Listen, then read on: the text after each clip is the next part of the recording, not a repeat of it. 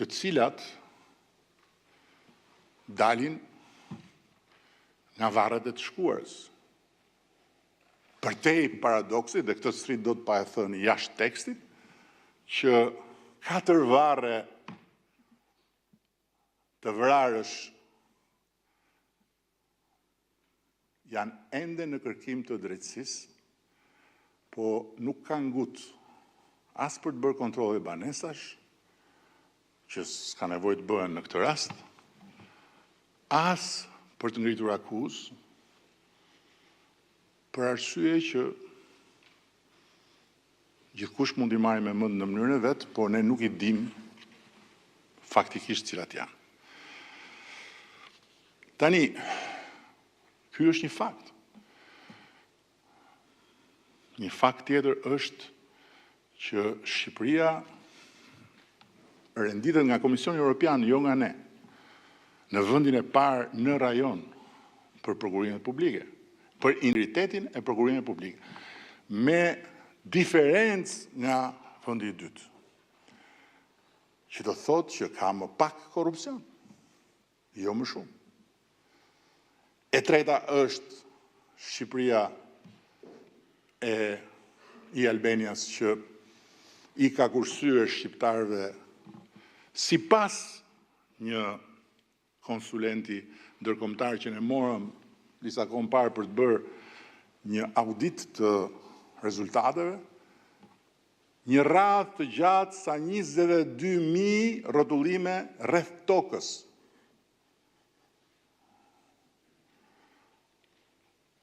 Rrotullime rreth tokës. Dhe thuajse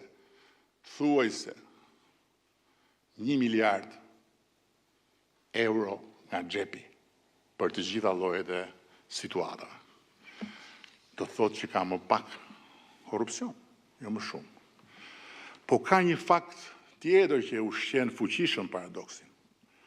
Raste akuzash për korrupsion mund të jenë vërtet 10 në total, ku këtu përfshihen jo thjesht antar qeverie, po dhe kryetar bashkie, po edhe drejtor të lartë, 10.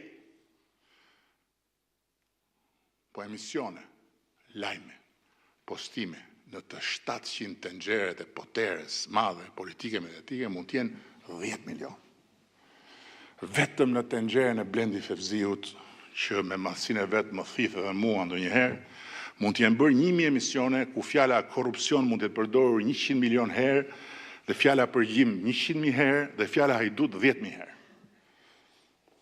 Tani, imagjinojeni vetë se çfarë batërdie bëhet mbi daullet e veshëve të shqiptarëve që shohin akoma televizor, dhe çfarë bombardimi bëhet mbi retinat e syve të shqiptarëve që haberet e pazarit i marrin nga celulari. Pa llogaritur këtu ata të verbrit që e çajnë rrugën e jetës me shkopin e kryeplakut të botës gënjeshtrave dhe hedhin bomba artizanale te xhamia që të rrëzojnë narkoshtetin. Ekonomia rritet, e rrit korrupsioni. Prodhimi i përgjithshëm kombëtar rritet, e rrit korrupsioni. Buxheti i shtetit rritet, e rrit korrupsioni. Pagat rriten, i rrit korrupsioni. Investimet rriten, i rrit korrupsioni. Edhe zjarret i rrit korrupsioni, edhe shirat i rrit korrupsioni, edhe negociatat i hap korrupsioni, edhe kapitujt i hap korrupsioni, edhe piketat ndërmjetme do t'i kaloj korrupsioni, edhe bordin e paqes e mblodh korrupsioni. Shqipëria vetë rritet në çdo drejtim fal korrupsioni. Ka disa ditë që po bëhet nami nga tenxheret për rrëshqitjen e rrugës në aksin Librash-Prenjas. Një rrëshqitje shumë më dramatike është në anën tjetër të kufirit. Në një autostradë nga më të reja të Greqisë. Dhe tenxheret e Greqisë nuk është se janë tenxhere pa presion. Nuk e kam kapur absolutisht asnjë lloj ngjashmërie me këtë lemeri këtu që edhe tokën e lëviz korrupsioni.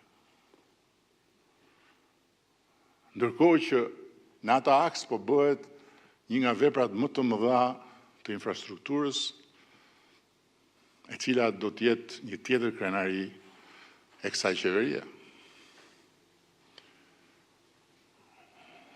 Ju kujtohet rrëshqitja e rrugës Korçërsek. Brenda fatit u riparua totalisht me fondet e sipërmarsit. Rruga sot është e shqiptarëve. Ndodhi diçka që nuk duhet ndodhte, por këto nuk janë gjëra që nuk ndodhin askund dhe ndodhin vetëm këtu.